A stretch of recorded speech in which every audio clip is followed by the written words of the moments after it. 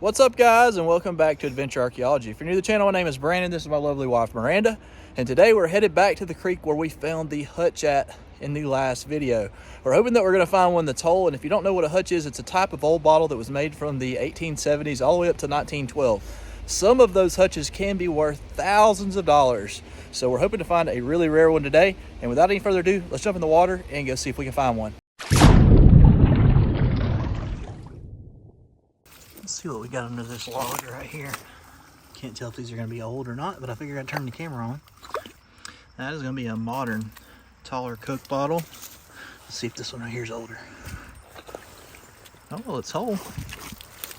We'll give it a quick rinse. The sun's not quite out good yet, so the visibility is being a little bit rough, so I'm having to look on the edges. That's not going to be a 1915 or a 1923. However, it is from Birmingham, Alabama. That's a pretty common bottle. It should have a date code someplace down here to tell us how old it is. And it does. Looks like that's going to be a 1956. Not quite as old as we want it to be, but I got to let the sun get overhead where we can see a little bit better. Let's keep going, see if we can come up with something else. This creek can be a little overwhelming. You can see 1, 2, 3, 4, 5 bottles. There's a neck right there, all in a row. And every single one of these cotton picking things are modern. None of them are old. I'm not gonna let that deter me though. Gotta keep going. I'm gonna pick some of this stuff up, but y'all keep in mind, there's literally thousands of beer bottles in this particular spot, and there's only so much that we can carry. But we'll definitely do our part and get at least a little bit of it out of here. There's another beer bottle. Yep, another modern one right next to the tire. Man, this is crazy. I haven't been to this particular spot in a few years. We are going to be going back to the Hutch Creek here in just a few minutes. This creek right here just has so much glass. As mentioned a while ago, it's hard to tell when something's going to be good. But this right here is a nice milk. And you can tell it's been laying there for a minute. It is embossed. So let's wash it off real quick, man. I hate to even stick my hands in this water, just to be completely honest with y'all. It is terribly nasty. Heck yeah. That's a good one, guys. That says Southern Dairy Farm. And that is a 1 quart. As you can tell, it's got a little bit of a terrarium effect going on the inside. On the back side, you can see the S. It doesn't look like it's got any damage anywhere. I don't know if this is a local milk. I'm assuming that it is. Looks like it's got SDF on the bottom for Southern Dairy Farm.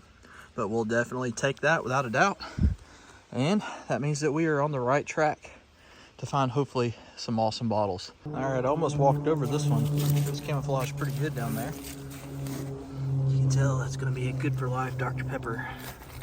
Let's see if it's in good shape. That's gonna be debossed, which means that the letters are receded instead of sticking out like an embossed bottle. And it looks good. Let's see. There's your 10, 2, and 4 on the back. It is a 6.5 ounce. And that is a very, very nice bottle. There's actually no chips on the lip, none on the heel. And this one's from Tuscaloosa, Alabama. That's actually probably a pretty tough bottle, even though it's a little bit more modern. I'm excited to have that one, and let's keep going. That means there's some good stuff here, guys, amongst all of the other litter and tires, sadly. This is one of the creeks that's about the nastiest that I get in. And every time I get in here, I feel like I need to take a shower, even though I have waders on. There's you a 7-Up, guys. No deposit. There's a lot of stuff out. Oh, that one's a little bit different. It's got it on the side right there. I know that's not old either, but you don't see those very often, so I'll probably keep that one too. All right, anyways, let's keep going. A lot of times people often ask how we select the areas that we search for bottles in the creeks and rivers. And to be honest, I've answered this in a couple of past videos, but I've got a lot of new followers now, so I'll tell y'all, it's not a lot of rocket science involved. Usually you're looking for an old area and in the water that's closest to it. In this particular spot right here, there's an old town about a mile behind me. And this right here is what attracted me to the spot. You can see that right there was an original railroad bridge that spanned from there over to there. And that train ran across this for many, many years. It's been discontinued for probably well over 70 or 80 years. This thing went back and forth to the mines. And in this spot right here where these rocks are, directly beneath where this bridge was, I found an early soda bottle about 3 years ago. Now, we haven't been back to this spot till today for a couple of reasons, one of which is how nasty it is. There's an It's French's mustard. That's from the 1920s, more than likely, or 1930s. These are incredibly common. We dig them all the time. However, they clean up nice. But this spot right here was picked because of this bridge. So if you're in an area where there's an old bridge, that's where I would start. You have to think, people were either on trains or cars or even horse and buggy. They were tossing stuff right off the top of that for a very long period of time.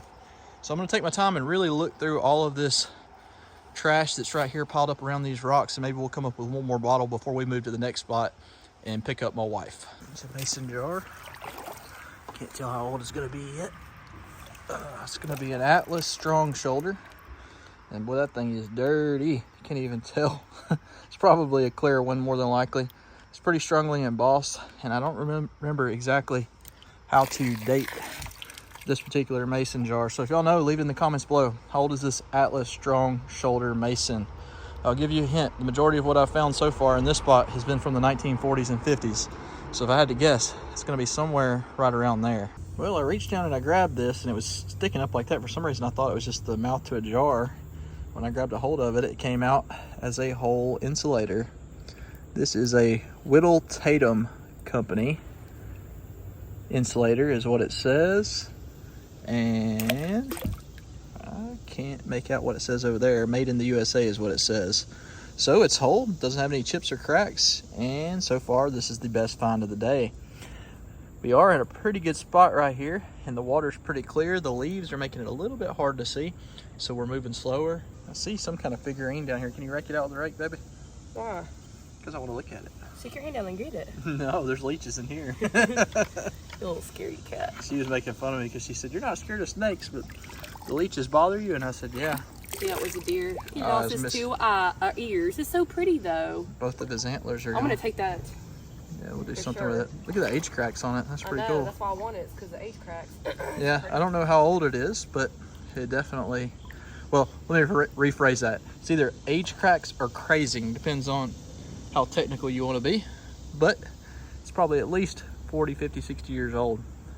And yeah, it gets deep over there. Be careful. All right, guys. I see a bottle right down there. I kicked it with my foot. I actually didn't see it. I felt it. I'm always using my waders to feel whether something feels slick. And I could tell by the color as soon as it rolled out that it was going to be a straight side Coke, and that is going to be a very nice Hill Script Coca-Cola from Birmingham, Alabama. And we'll take that. That's going to be a pre-1915 bottle, and it is loaded with junk, but it doesn't look like it's too rashed up, so it ought to clean up very nicely with a real quick tumble. So that excites us. We're going to keep going and see if we find anything else along this creek bank right here. This spot's done really well for us over the last couple of weeks, so we have been coming back over and over and over again and walking slower and slower, trying to make sure that we didn't miss anything at all. Speaking of missing, is that? Yeah, there's another bottle right here. Please be nothing. She's so mean. Y'all heard her. Please be nothing. Old beer, barrel beer. That one's not as old as that straight side Coke, obviously. That's probably from the 1960s, but they were side by side. And that kind of proves the point of what I've been saying. Glass seems to always congregate in the same areas in the creeks. If you find one bottle, look really, really closely because there'll be a lot more there. There are what I consider different levels of creeks. You know how like when you're skiing, you have a Black Diamond Hill, and that's usually the hardest hill. This creek right here is actually one of the more harder creeks to walk for a couple of reasons. One of which is just how secluded the area is that we're at. But the other reason that makes this really hard is, believe it or not, there's a pretty strong current. And with all of the ripples in the water, it makes it much more difficult to see through the water to the bottom to see what may be laying below. Also, with the extreme amount of shade from the trees and bushes around the banks, it makes it where my polarized glasses do not work very well without having the sun to help. So you just got to move really, really slow when you're in an area like this one and hope that you don't miss it. You know without a doubt you're going to miss a bunch of stuff. That's why you always continue to return to these creeks. But it can be frustrating to know that you could be walking right by a ton of good bottles. Persistence often pays off though, and that's what we're hoping for today. It's that time again. Spot the bottle. See if my wife sees it. Do you see it? No. It's right there. See the square? Oh, I'm looking for soda. Yeah. The med. Is that a bottle? Actually, that might be a bottle too. Let's get one at a time. I'll let you get the square one out.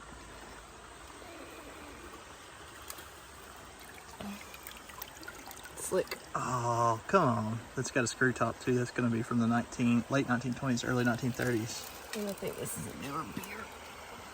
Probably. It is. Let's see it. Yep. That's all right though. They don't belong in here. Well guys, the inevitable happened. We found another hutch, but this one is not in good shape. It is another tombstone, just like the one we found last week, with the whole top side gone. But holy cow, I mean, I've walked over this twice coming in and out over the last week and didn't see it till just now. God, that breaks my heart. It looks like there's a crack all the way down into the tombstone right there. It could be cut right around in there to be a whiskey glass. I almost hate to do that. There's a crack right there. Is there? Oh, she sees a flash down there on the hill. So that's not a whiskey glass candidate. However, it's worth keeping because it is a nice looking hutch and it could be a good shelf piece or a placeholder for somebody that needs one of these in the future. And still no mustache shaving off. Yeah, y'all heard her. Got to do what the boss lady says. Happy wife, happy life. The wind has absolutely picked up, but I hope that y'all enjoyed this video. I'm going to try to be pretty brief though, because I don't know how the audio is going to work out. It's crazy when you go from an 1880s bottle into the 1950s on up into the 1960s. But some days just work like that. This straight side Coke was definitely going to be the find of the day from Birmingham, Alabama, because it has absolutely zero damage. This is a very, very rare bottle right here, even though it's got significant damage everywhere. It's not one that most people will ever find in their lifetime, so it's worth keeping without a doubt.